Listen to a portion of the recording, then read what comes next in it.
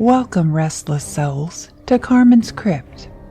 I'm Carman, keeper of forgotten tales and curator of nightmares. You've wandered into my domain, where each week I unearth a fresh horror from the depths of human imagination.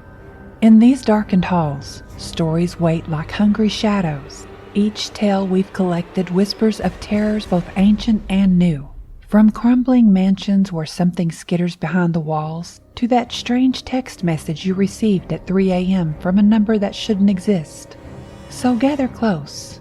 The candles are lit, the shadows grow long, and the witching hour is upon us. Are you prepared to face what lurks in the darkest recesses of Carman's Crypt?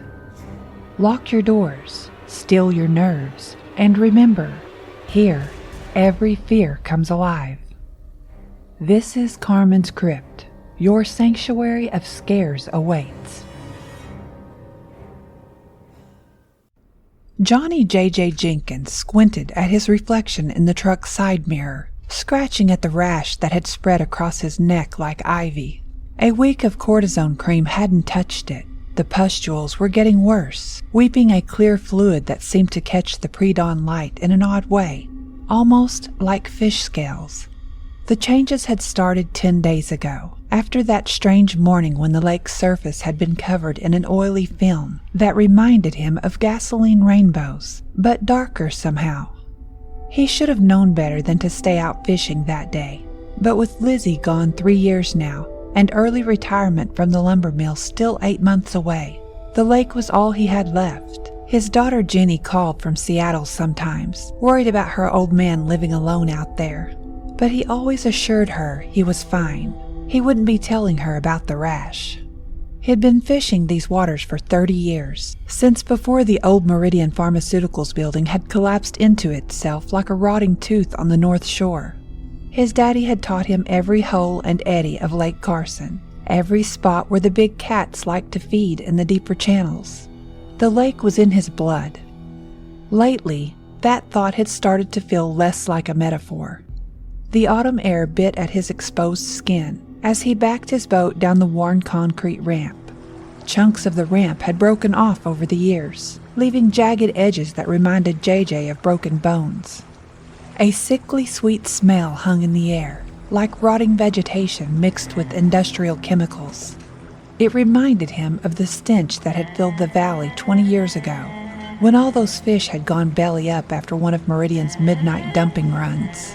The lake's surface was unnaturally still, reflecting the purple-gray sky like polished obsidian. No ripples, no jumping fish, no waterfowl. The silence pressed against his eardrums like cotton wool, broken only by an occasional deep, subsonic vibration that he felt more than heard. "Just need to check my lines," he muttered to himself, trying to ignore the way his gums had started bleeding when he'd brushed his teeth that morning. The metallic taste lingered, mixing with something else, something that reminded him of the way the air smelled around the old pharmaceutical plant.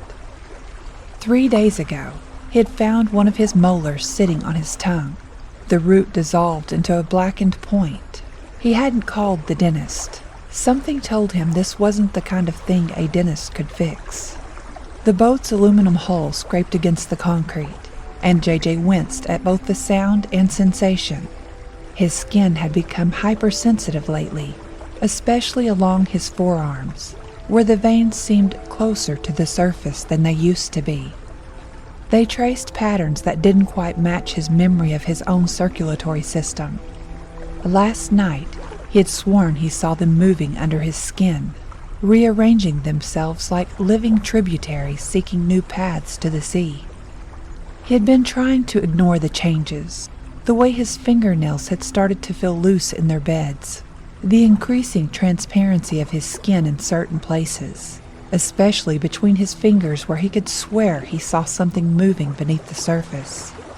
The dreams of deep water and darker shapes, the way food had started to taste like ashes in his mouth, while the lake water, which he knew he shouldn't drink, had begun to taste sweeter and sweeter. The motor coughed to life on the second pull, spitting out a cloud of blue exhaust that hung in the still air like a ghost. As he navigated away from the ramp, the bow cutting through the water that felt thicker than it should, an echo bounced back from the shore.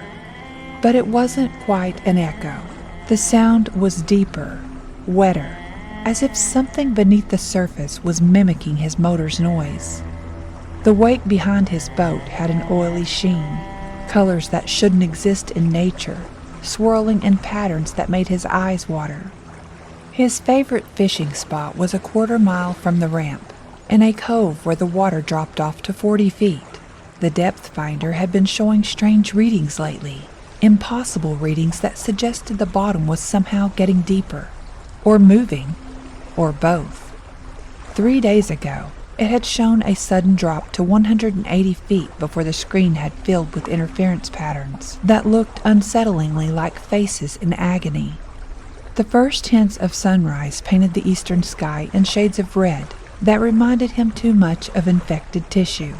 As he cut the motor and drifted into position, something broke the surface 50 yards out. Something big enough to displace water but too quick to track. The ripples it left behind were wrong somehow, moving against the current in ways that water shouldn't move. JJ reached for his tackle box, trying to ignore the way his fingers didn't quite bend the way they used to. The joints had started to feel fluid, as if the bones inside were softening. He had noticed it first when trying to tie fishing line a week ago, the way his knuckles seemed to have an extra degree of movement. Yesterday, he had watched in horror as his index finger had bent backward, touching the back of his hand without causing pain. He fished a lukewarm Budweiser from the cooler and cracked it open, the familiar snap hiss of the can a small comfort in the unnatural silence. The beer tasted metallic, but he kept drinking anyway. Old habits die hard, even when your body is telling you it wants something else entirely. A fish jumped nearby, and JJ's breath caught in his throat. In the brief moment it was airborne, he saw that its scales had fallen away in patches, revealing something pale and almost translucent underneath. Its eye had been too large, too aware, too human. "Snap out of it, JJ, you're losing it," he mumbled to himself, making a mental note to call Dr. Simpkins when he got back home. He had been putting it off, already 6 months past due for his annual checkup, though deep down he knew it was too late for medical intervention. Whatever was happening to him had progressed too far. The tackle box clicked open, and JJ stared at his collection of lures. The plastic worms had melted into twisted shapes that bore no resemblance to their original forms. His favorite spinnerbait was covered in a film of something that might have been algae, but it didn't look like any algae he had ever seen before. It pulsed slightly, as if breathing. The rash on his neck itched fiercely, and when he reached up to scratch it, a chunk of skin came away under his fingernails. The exposed flesh beneath wasn't bleeding, it was glistening, and in the strengthening dawn light, he could see duplicate structures beneath the surface that looked disturbingly like nascent gills. Something bumped the bottom of his boat, gentle but deliberate. JJ froze, suddenly aware that the water around him had become as thick as syrup, dark with more than just depth. His depth finder screen flickered to life without being touched, numbers scrolling rapidly before settling on a reading that was impossible. 247 feet. He knew this lake, had known it all his life. No part of Lake Carson was deeper than 50 feet, unless something had been digging. The second bump against the hull was harder, and JJ felt it in his bones, literally felt it, as if whatever was down there was resonating at a frequency that matched something that was changing inside him. The veins in his arms seemed to writhe beneath his skin like worms, and he could have sworn he felt his organs shifting, rearranging themselves to some new configuration that would be better suited for what? He cranked the motor, desperate to get back to shore. It caught on the first pull, but the sound it made was wrong, wet, organic, as if the machine itself was transforming. He managed to get 30 yards before the propeller caught something beneath the surface. The impact nearly threw him from the boat. When he looked back, he saw something rising from the water, a mass of pale flesh and twisted metal that might once have been another boat. Personal effects floated in the thick water around it. A waterlogged wallet, a child's fishing rod, a phone in a plastic bag that still glowed weakly beneath the surface. All of them were partially dissolved, being absorbed into the growing mass of tissue that had once been someone else's vessel. He tried to restart the motor, but it only made a wet gurgling sound. That's when he noticed the propeller shaft was gone, along with the lower unit of the motor. The metal had been dissolved, incorporated into whatever that thing in the water was becoming. The sun finally crested the trees, and in its bloody light, JJ saw what the water had become, what he was becoming, and he screamed with a mouth that was no longer entirely his own. The sound that escaped his throat was wet and gurgling, like someone drowning in reverse. He clutched the boat's gunwale, his softening fingers leaving indentations in the aluminum that shouldn't have been possible. The lake's surface had taken on a membrane-like quality, stretching and pulsing in ways that made him think of amniotic fluid in some vast, twisted womb. Movement caught his eye. Something massive writhing beneath the surface, its bulk displacing water that looked more like flowing pus than liquid. It circled his boat like a predator sizing up its prey, and in its wake, the water turned black as tar, thick strings of rotting matter floating in its path. JJ's depth finder squealed, the screen crackling before dying with a wet pop that released a stench of burnt wiring and decaying flesh. The trot line swayed beneath the surface, its 100-foot length marked by periodic foam floats. JJ had set it at dusk the evening before, each drop baited with chicken liver for catfish. Now, in the pale morning light, he noticed something odd about the line's behavior. Instead of the gentle wave pattern created by the current, several floats were being pulled under with mechanical steadiness, as if something down there was methodically testing the line's strength, hook by hook. There was no thrashing, no burst of bubbles that usually signaled a catfish's struggle, just that deliberate, inexorable pull, working its way along the length of the trot line. The trot line snapped with a sound like breaking bone. The heavy braided cord, rated for hundreds of pounds, parting as easily as thread. JJ's hands shook as he pulled up his other lines. The hooks came back wrong, twisted in spiral patterns, the metal partially dissolved. The chicken liver bait had changed too, swollen and translucent, shot through with luminescent veins that pulsed in time with the throbbing in JJ's temples. He dropped it onto his bait board, and it began to dissolve the plastic.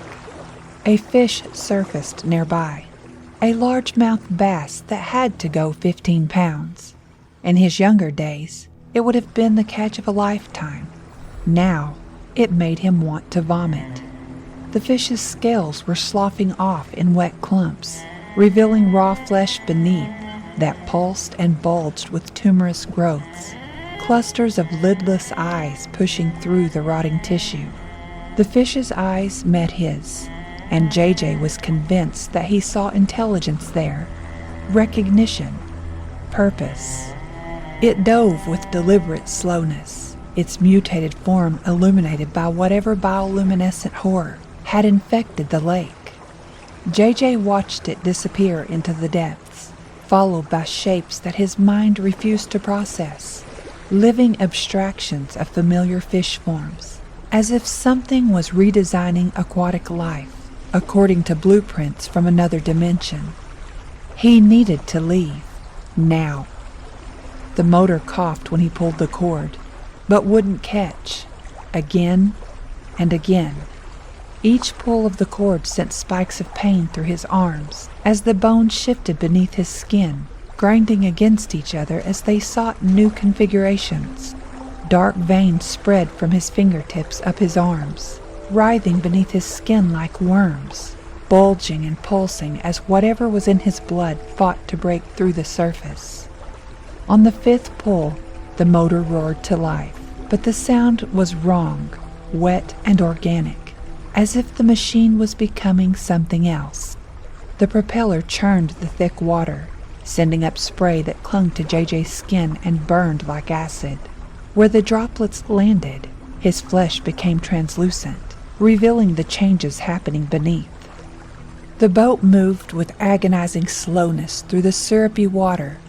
Behind him, something breached, something massive enough to displace a wall of water that his mind insisted couldn't exist in a lake this size. He caught a glimpse of flesh that rippled like quicksilver, of appendages that seemed to fold through dimensions his eyes couldn't process. Through the morning mist, he saw other boats scattered across the lake. Some were weathered fishing vessels from decades past, but others he recognized as newer models, even a few from this year, all looking equally ravaged. Their hulls were warped and partially dissolved, some bearing strange gouges and tears. Many were half submerged, slowly sinking into the lake's depths. Though he had fished these waters for years, he had never seen this many stranded boats before, and something about their abandoned state and inexplicable damage made his skin crawl. The motor made a sound like tearing flesh, and died. In the sudden silence, JJ heard something moving through the water toward his boat. The surface bulged upward, a dome of liquid mercury that contained shapes he could almost recognize. Fish forms, human forms, things that were neither and both. The membrane of the water stretched thinner, and he saw what was behind it, with eyes that were changing, adapting to perceive spectrums of light that no human was meant to see. The thing beneath the surface reached up with appendages that might have once been arms, now bloated and split, like waterlogged corpse flesh, tipped with fingers that had burst open into writhing pale tendrils. The flesh was translucent, mottled with patches of fungal growth and weeping sores. In its center mass, organs pulsed and shifted, some rupturing while others fused together, all of them throbbing with an unnatural vitality that made JJ's stomach heave. JJ recognized those changes. They matched the rot spreading beneath his own skin. The thing withdrew beneath the surface, leaving oily ripples in the murky water. JJ's boat began to move, dragged by something unseen toward the center of the lake, toward the deeper water, toward home. The last thought wasn't his own. Memory fragments surfaced like dying fish, the pharmaceutical company's tanker trucks arriving at night, their contents disappearing into the lake's depths, the protesters who'd vanished 5 years ago while trying to gather evidence, the way his own father had changed in his final months, his skin becoming waxy and translucent, spending more and more time in the water. When they found his empty boat drifting near the dam, the search lasted weeks. They never found a body, and eventually hauled his boat to the police impound lot. Yet somehow he was sure he recognized it amongst the abandoned boats drifting in the lake. The pain in his joints crescendoed as his bones began to soften and shift. His fingers had elongated, the webbing between them now translucent and threaded with black veins that pulsed with infected blood. When he pressed his hand against the boat's side, he could feel the metal corroding beneath his touch, breaking down and fusing with his mutating flesh. Something brushed against his consciousness, alien thoughts that tasted like rotting meat. The creature was trying to communicate, sending images that his transforming brain struggled to process. The pharmaceutical company's experiments with forced evolution, their attempts to create adaptive organisms that could survive in any environment. The chemicals they had dumped hadn't just polluted the lake. They had seeded it with engineered proteins that were devouring and rebuilding everything they touched. But the lake's poisoned waters had done more than kill. They had warped and transformed everything they touched. The chemicals weren't just toxic. They were catalysts for impossible changes. The lake wasn't just polluted. It was becoming a new kind of ecosystem, one that broke down and rebuilt life into forms that should never exist. His boat scraped against something beneath the surface, the remains of the old road that had once crossed the valley, before the Army Corps of Engineers had flooded it to create the lake. Through the thick water, he could see the crumbling asphalt, now overgrown with masses of tissue that pulsed and reached like hungry polyps, a cancer born from decades of industrial waste. The pain in his chest wasn't from fear anymore. His ribs were softening, creating space for organs he somehow knew he would soon need. His heart stuttered, then began beating in an arrhythmic spasm, pushing tainted blood through rupturing vessels. He could feel his lungs dissolving and reforming, preparing for a medium thicker than air. When he coughed, the fluid that spattered the boat's deck contained chunks of tissue and stringy mucus filled with squirming parasites, byproducts of his body's desperate attempts to adapt to the poison. The lake was in his blood, yes, but now his blood was becoming something else entirely. A sound like a dying well filtered up from the depths. The scattered boats had begun to sink deeper, their hulls splitting open like rotten fruit, spilling their own strange growths into the water. Metal and wood transformed by the same chemicals that were rewriting his DNA. The thing surfaced again, closer now. In the brightening day, he could see it more clearly, though his mind still fought to process its form. It had once been human. The remnants of a face remained, stretched across a skull that had split and flowered open like a hideous bloom. Gills lined what had been its neck, weeping pus, and its chest was transparent, revealing organs that writhed and shifted like a nest of eels. This was what the lake's poisoned waters had done to human flesh, twisting it into new forms in a desperate bid to survive. It reached for him with its writhing fingers, and JJ recognized the twisted remains of his father's wedding ring, embedded in the pulsing flesh. His new organs could sense the chemical signatures in the water: pharmaceuticals, industrial runoff, agricultural waste, decades of human poisons all mixing and reacting. His mutated flesh now processed these toxins instinctively, breaking them down and incorporating them, just as his father's transformed body had done.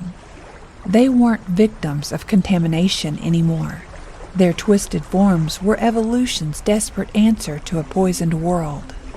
In his last moments of human thought, JJ understood the terrible truth. This wasn't some cosmic horror or ancient evil. This was humanity's legacy, their chemicals, their waste, their arrogant attempts to force nature into new shapes. But nature had taken those tools and was using them to adapt, to survive, to become something that could thrive in the world they had created. The lake was just the beginning. Every watershed connected, every river flowed downstream. The changed flesh of the lake's creatures would spread, carrying its adaptive mutations to other poisoned waters, forgotten quarries, abandoned mines, countless places where humanity had dumped their toxic legacy and looked away. Life wasn't dying in these poisoned places. It was changing, adapting, spreading. As his father's mutated form wrapped around him, as his own flesh continued its horrible transformation, JJ realized that humanity had a choice to make. They could continue to poison their world until it changed everything, even them, or they could finally learn to live as part of it, before the very environment evolved beyond their ability to survive in it. His last human breath came out as a sound that wasn't quite a laugh and wasn't quite a sob. The water took him, and he became something else entirely. Somewhere downstream, in a reservoir that provided drinking water to 3 counties, something new began to grow. And so, dear listeners, we emerge from another dark corner of Carman's crypt. But remember, the horrors you've heard tonight are merely echoes of the terrors that await in the shadows of your own mind. If you enjoyed your stay in the crypt, why not invite a friend to join us next week? After all, fear is best when shared. Leave a review if you dare, or share your own tales of terror on my social media. Who knows, your nightmares might just become my next story. Until next time, keep checking under your bed. And remember, in Carman's crypt, every fear comes alive, and no one is truly safe.